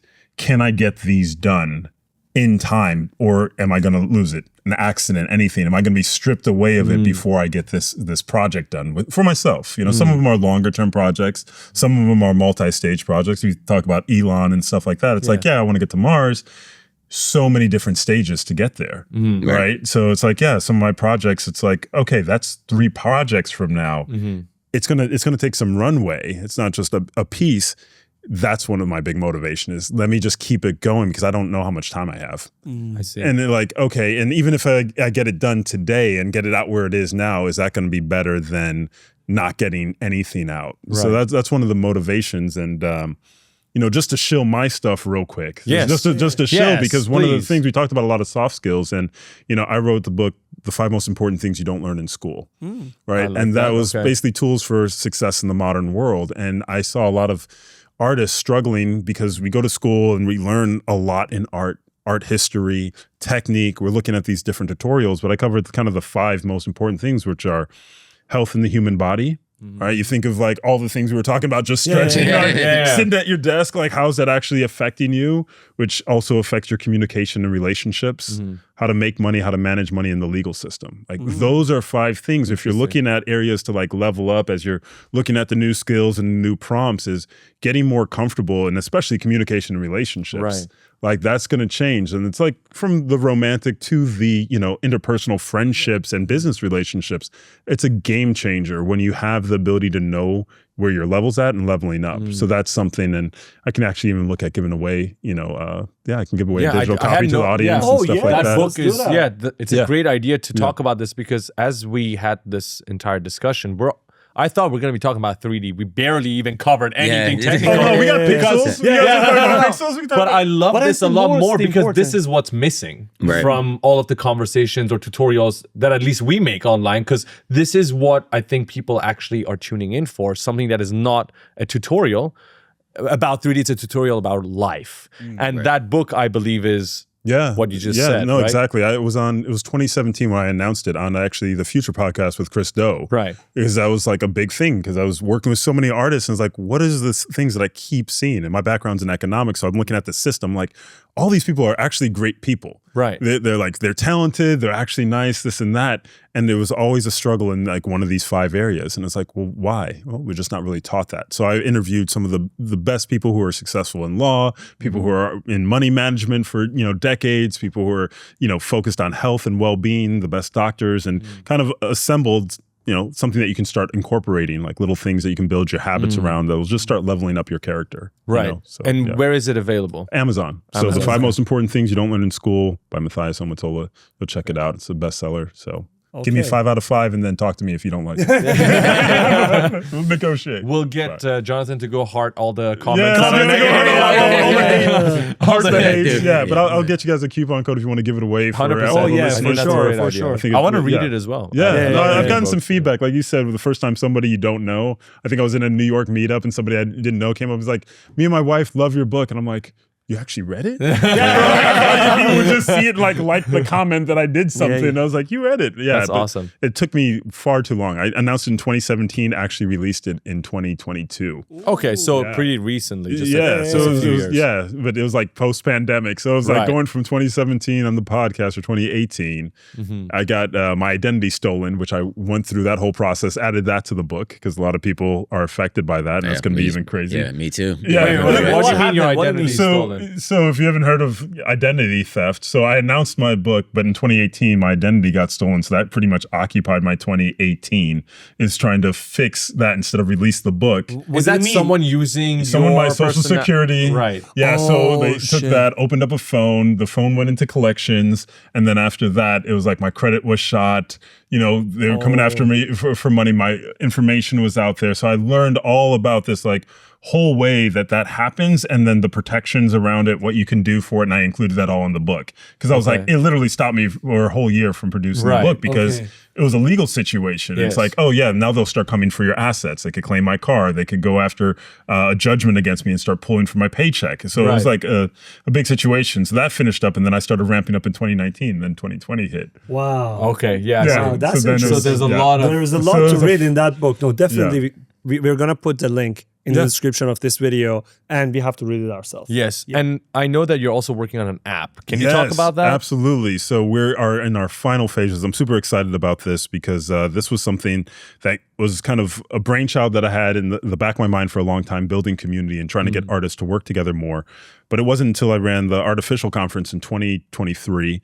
And to quote myself, is people love AI for the things that they hate, but they hate AI for the things that they love. And I learned that the hard way when people were trying to boycott because it was the writer's strike was happening. I'm running an AI conference, but my intention was to create this, the community, so artists and individuals could sit back, talk, have the human conversation, and kind of pass that along to, Dell was one of the sponsors on it, and Video was there, and just, talk to the people that are kind of manufacturing all these things, and we would have this relationship. But that went under.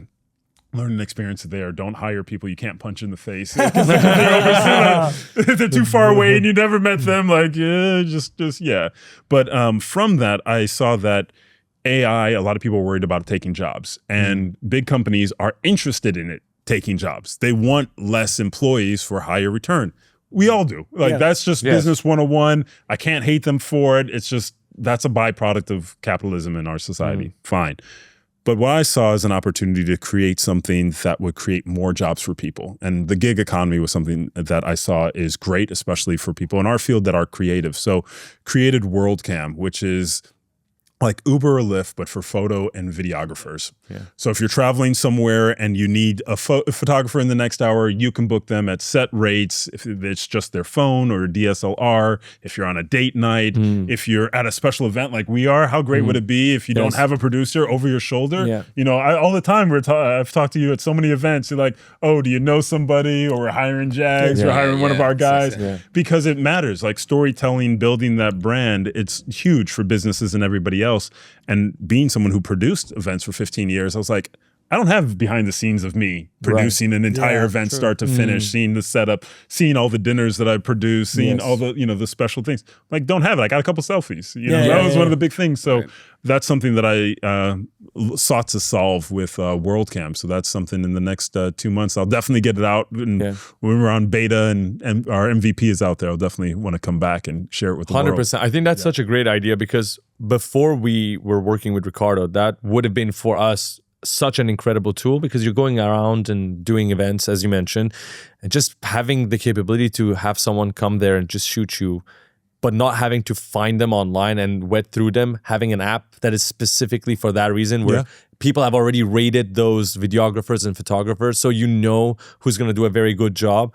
I think that's going to be really helpful to a lot of people. And the vision that I've had behind it was creative collaboration. It's like, oh, cool, I want to get a shot of, the Eiffel Tower at dawn. Cool, I'm shooting a documentary, or I'm putting together, some mood boards. It's like, these shots, people have DSLRs there, they have just camera phones, so you'll be able to work and kind of piece together. It's like, all right, I want to shoot with models I've never met. I sent them some t-shirts. They're going to be in Times Square. Oh, but I have another group in Tokyo. At the, you could set it all up. So that's kind of the first piece, and then adding more and more services. So you can just pretty much put together a creative production and know that it was real. It wasn't just all, it wasn't just all AI. You can actually know the time, the location, and the teams behind it. So that's the goal, is to kind of reconnect us and, be able to work together more. I love that. It's fun. Do you have a name for the app? Yeah, it's WorldCam with a K. WorldCam. So WorldCam.com. So I think what happens is when you do release it, or whenever you think it's ready for us to see it, I'd love to bring you on again and we can talk about it. Absolutely. I would love that. Love that. And Jonathan? Yes. What are you working on now? Doing a course with School of Motion right now. So it's going to be all on the motion design tools. So that came out with Unreal Engine 5.4, I believe was the first one. We're on 5.6 now, but it's at a point to where a lot of people still don't know how to use the motion design tools, especially for like the After Effects type stuff. So, but working on this past year, working on that course with those guys, and hopefully should have it out by the end of the year, but we'll see, because everything keeps iterating and moving out. Oh, yes. Like I'm already starting to hear about 5.7. I'm just like, dang. Bro. Tim, chill. Give us a moment to make our fucking tutorials. It's like I can't even finish this course, because it's like I started in 5.5. I took a break because I knew 5.6 was coming out, and it's like, okay, now I can resume, and then they're already talking about 5.7. And he's racing to the fucking metaverse. We're here trying to make making content. videos. They have to be edited. It's a lot of work. Yeah, but there's so much potential. We were talking about this during the entire SIGGRAPH. For the motion design tools, I loved it the moment it came out. And the new updates are adding so many new features. And we were also talking about how if you're coming from a software like Cinema 4D, you have the effectors and cloners. So you're seeing a lot of familiar things. Right. And if you can show people all the different things they can do with it, this is the one bit of Unreal Engine that I can directly correlate to making money, because there's so many actual stations on TV, broadcast, sports that are starting to use Unreal Engine. Yeah, exactly. Yeah, And Epic Games is showing all of these use cases, but there's no content that teaches you how to make them. And who better than Jonathan to teach it? People keep asking now, like, where are the jobs? And I say they're in live broadcast. Like when I was just at CBS in New York a couple weeks ago, like they had an entire department that was all Unreal artists, like not Holy After shit. Effects, not Cinema, not Blender, Unreal Engine. And that's who's running the newsrooms. That's who's running the sports for like NFL and stuff like that. So when people are like, oh, there's no jobs out there, I'm like, no, you just didn't work on your skill sets to get you in a position to take advantage of these jobs. So like AI can't do live broadcasts, right? Yeah. At Yeah. least I don't think Yeah. yet, but As we say that, At least it's not AI's first objective right now. When you're Right, looking yeah. at where it's going, when you're talking about live broadcasts, I think it's not in the the Territory, roadmap of AI to That's come not and the cover it. immediate It's roadmap. not. Right. It's not. because it's going to be hard to do, like stuff is happening in real time. You're watching a sporting event that's happening in real time, and you have a whole team that's there that's trying to correlate those graphics and everything in real time to go with that. So Yes. you need human interaction to be able to facilitate that. And so with, they're using like Chiron and VizRT and these other machines that are kind of dated. So a lot of them want to switch over to Unreal because that's always iterating. Unreal is actually listening to the users. Like, I can't take credit for it, but we could bring Photoshop files into Unreal now because I was telling those guys like, take credit for it. You did can that. do it. You Yeah, did it's that. fine. It's I fine. took credit for Cryptomats back in Unreal. That was also Yeah, but it's like I give these suggestions and then they actually like, yeah, that's a good idea. And now it's like you could bring native Photoshop files in Unreal. It would layer them out in Z space, and that's something that happens. So it's like they're listening to the community and they're iterating in real time, almost adding these updates and stuff. So That's really cool because we get that question also a lot. So now, where do I get a job? How can I find that job? So one thing that we talked about was live broadcast with motion design tool. And what are the other areas that you think people should look at, especially at this day and age? I would say, like a lot of people don't even look in this territory. Like I'm doing a job right now for a museum installation, but installations that are using like anything that's real-time immersive tech, like those jobs are actually hiring. Like I'm getting a pretty good bag from the museum that I'm working with right now, and they're having a hard time finding interactive artists that know how to put these installations together. So and what would everything. be the skills required to achieve that interactive element? Unreal, right? They're using Just Unreal. Unreal Engine, yeah. Right. Because I mean, you could project, like they're using the projectors to doing this installation and everything, but at the end of the day, it's still the software. The canvas doesn't matter. Like whether it's a projector or LCD screen or whatever, like as long as you could build it in Unreal and as long as it's optimized to play back in real time, then yeah, you could do these immersive experiences. That's really cool. So I imagine when you make the course, we're gonna make a TikTok video. How much are we getting paid for this TikTok video? I mean, we're gonna make a deal right now. Before the course comes out, I don't even know how much to sell it for. You can't sell it on your own. No, we tried it for ourselves. It didn't work, so we're gonna make a deal. Back to sales. This is back to sales, folks. Once again, it's all about Sales in real time. Sales in real time. But no, I mean, that's real talk. You talk about people ask you all the time, like, where are the jobs? Like, I've seen people in the comments, they're like, you're lying. There's no, actually, the one podcast we did, because the negative comments do live rent free in your head sometimes. I remember it might have been the first or second podcast we did together, and I was talking about like Fortnite and Unreal and stuff, and people are left in the comments like, you're lying. There are no jobs in Unreal. Like, where are the jobs at? Like, we made 2 Fortnite maps and we got paid for it. But I told people, I'm like, you're just not looking in the right places. Like, the jobs are there. Like, literally, Epic brought me on because they were, not brought me on, but they were asking me, like, where are the artists that know Unreal Engine? Because these studios are literally begging Epic Games to send them a list of artists that know Unreal, because the studios wanted Unreal artists. There's not enough artists out there that knew it. And they're asking Epic, and Epic is asking me, like, hey, where are your colleagues at that are learning Unreal? And I'm just like, you know, the people are just sleeping on it, or they're scared to learn new skill sets, or, you know, this, that, and the third. But then they cry and say, like, there's no jobs. And I'm like, I think the way so you funny. I think the way you look at it is, you know, when you say no jobs, it's a very passive way. Right. You know, it's people thinking like, oh, I'm not getting phone calls because my resume's out there as a motion No, because designer. I finished Winbush tutorial, I should get a phone call. Yeah, Like, hello, like- it's like- Marvel. yeah, yeah. Do you want to come? Yeah. I think the expectation is that. I think absolutely is like, where are the jobs instead of who has money? Yeah. Because whoever has money, you can pitch yourself, and once again, it's that value add, like selling the banana with the tape. Like that's the thing is, you can take a look at grants. How many people have gotten grants? How many billions of dollars going to grants? How many new companies are getting funded bank loans for whatever? All the storytelling that every company, the interesting thing about our industry is it literally works with every industry. Yes. That's actually Yes. true. It's like every industry, it's like, oh, what is this, a microphone? Yes. Do they have any commercials about the microphone? Actually, yes, because I've known the people who've worked on these mics, and it's like, oh, the arms, the table. Everything has a visual story to it. Very good point. Very like you fucking- can look around the room. It's like, oh, the TV, the light. Everybody has a story. That's such a good point. Did yeah. you go and pitch every company that you're already doing business with? That's a good So- fucking You already point. Yeah. used their I product. wanna- So, I want to so say go sell it. off the panel that I spoke at this morning, and I'll give a shout out to Hugo Boss again, shout out to Christina.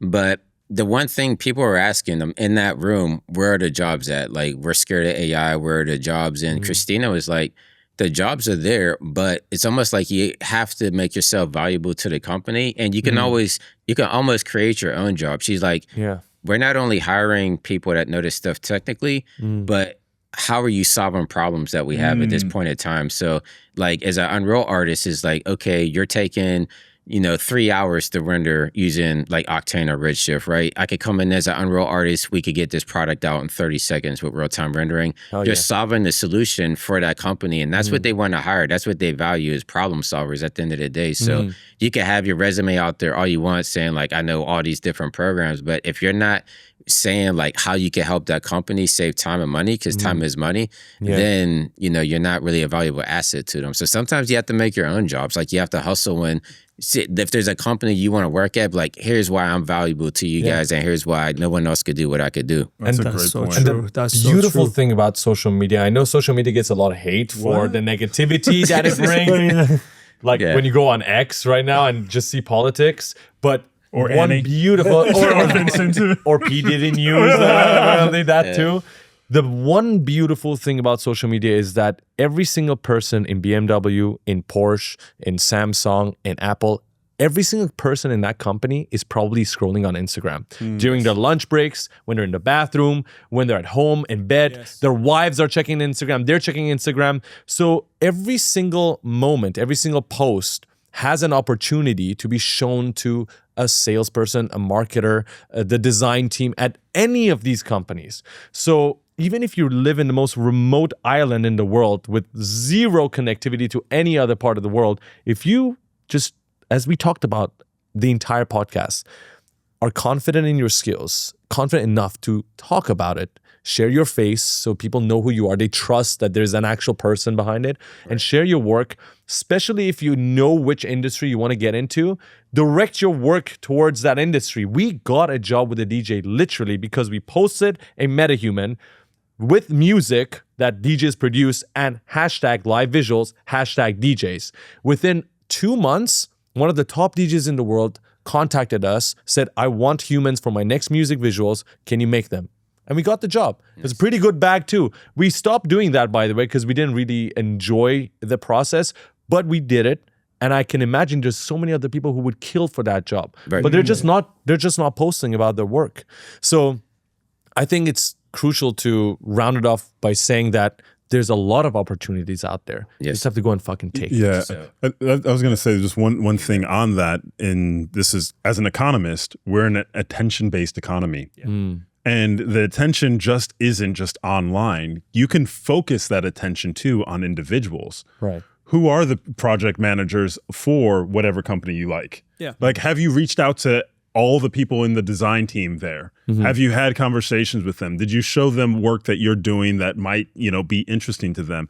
I think the whole thing of sitting back and waiting for it to come to you, you might not have to, you don't even know what to take yet because you don't even know what's available. Exactly. So the thing is, just present the value that you can bring, the creativity that you can bring, and focus that attention so they have no choice but to block you. Make it good. Like send them good stuff. But if you're constantly getting hit up by somebody who's really passionate about your brand, passionate about the projects that you've worked on before, you think about if you're an art director and someone's like, hey, I really loved your campaign, I've been following your work.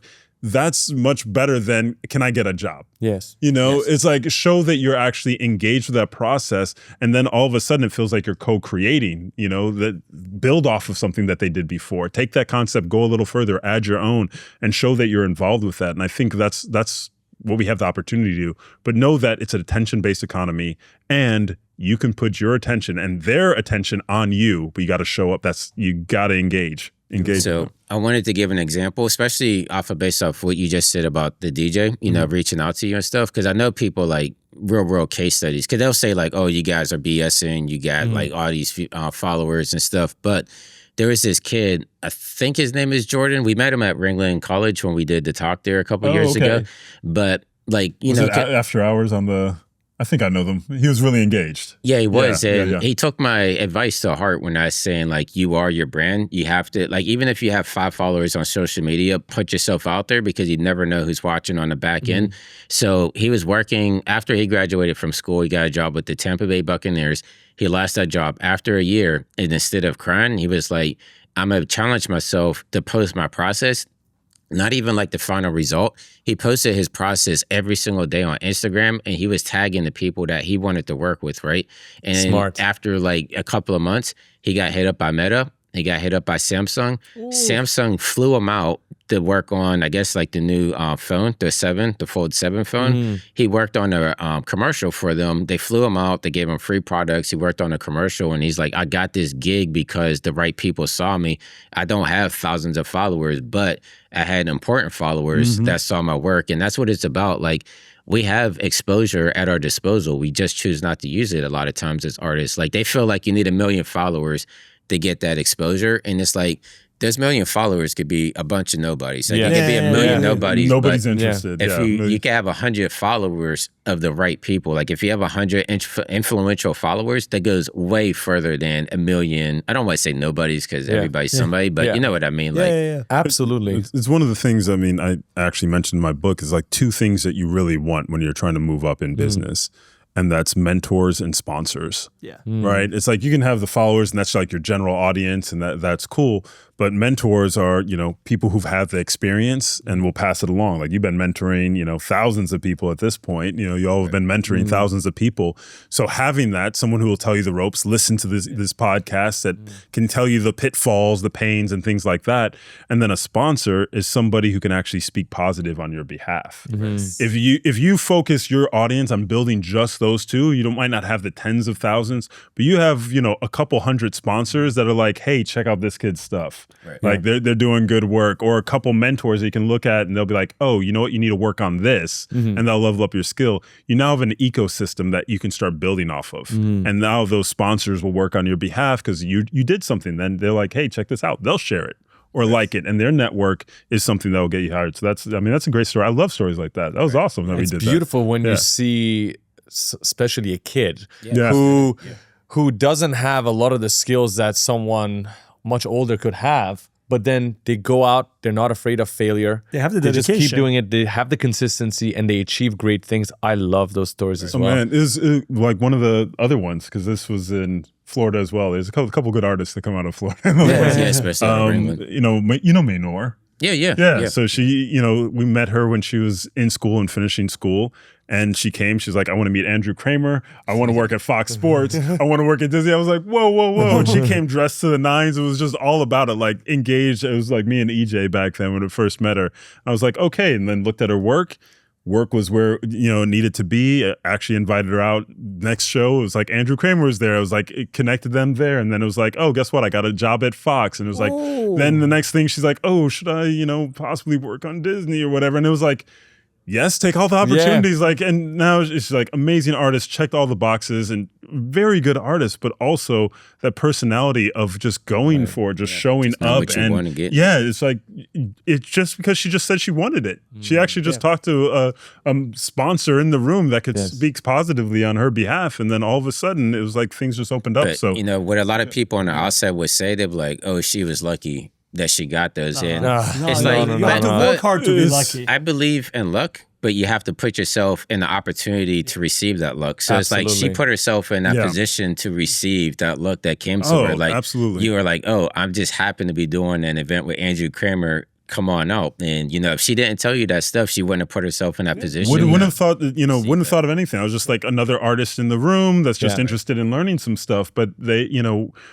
people will start aligning to your desires because they feel connected to your success. Like most decent people like the people around them to succeed. Haters Yes. only exist really mostly online. Yes. You don't get When to you're like, anonymous, Yeah, when no one yeah, can yeah. see who you Profile truly picture, are. yeah, I don't think they that dare saying that straight up to Yeah, Jonathan, no, like the same things yeah. that they comment. Yeah, Definitely no. have my confrontations, but I don't think that happened.